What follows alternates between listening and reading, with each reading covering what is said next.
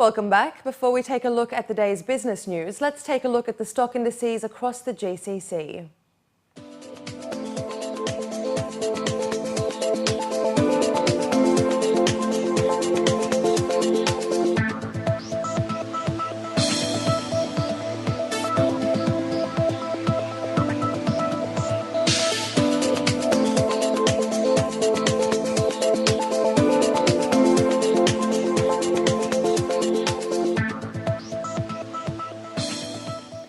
The Dubai financial market crossed the 4,000 barrier in intraday trading on Sunday in what industry experts suggest could be the start of a further upsurge.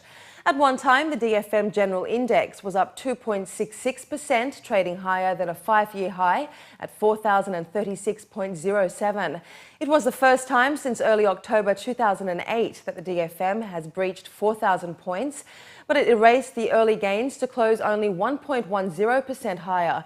Liquidity and speculation seem to be contributing to the market's bias to the upside, with experts adding that the DFM is mainly driven by speculation on mergers and higher volumes traded, while the rest of the market is driven by the real estate sector, particularly by the Expo News and contracts being won. Arab Tech, the most active stock in terms of value traded, increased 3.04% to 5.08 dirhams. The company announced last Thursday that it was forming 5 subsidiaries to enable it to invest across industries in the UAE.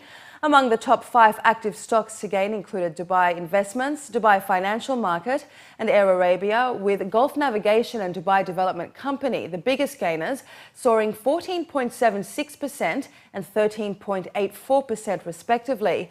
In Abu Dhabi, real estate stocks, banks and industrials traded higher to move the index more than 2%. Dubai World Central has unveiled details of its upcoming aviation district located next to Al Maktoum International Airport.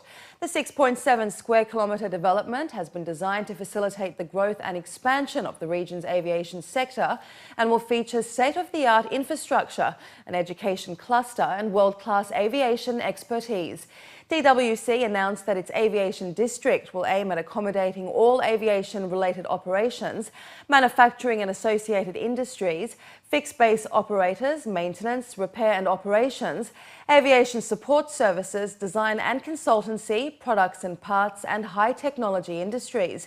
Beyond its aviation focus, the district will also offer well-defined zones for sectors such as hospitality, education, research and development, and mixed-use development. DWC, a strategic government initiative, is a 140 square kilometre purpose-built aerotropolis with the Al Maktoum International Airport at its core.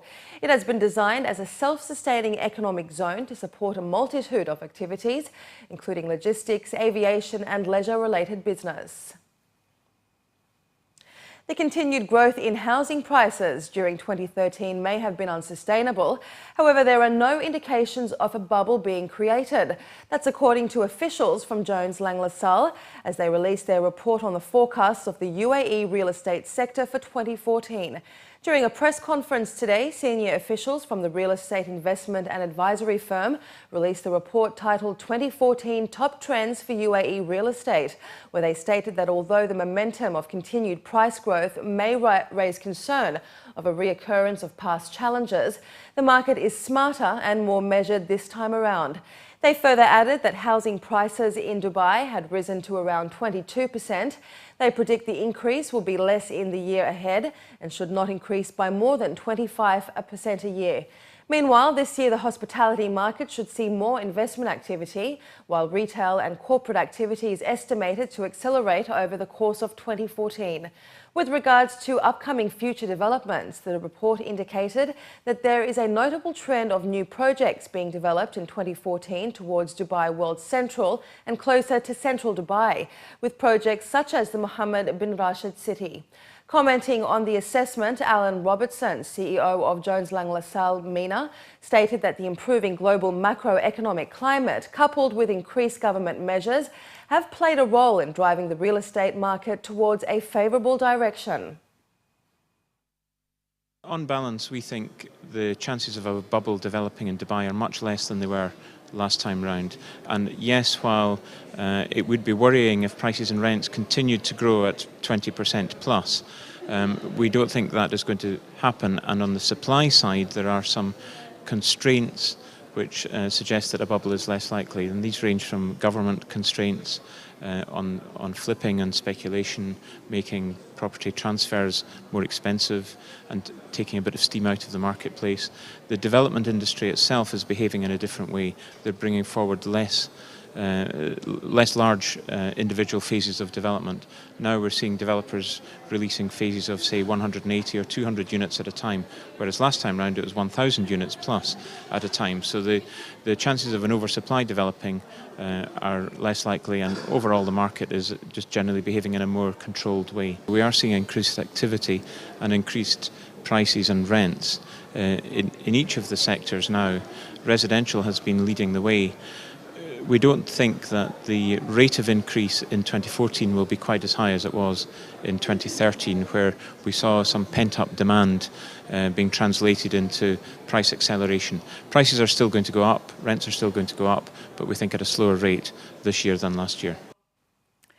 Equity markets were trading higher to start the week as the improved sentiment from last week's closing was carried on.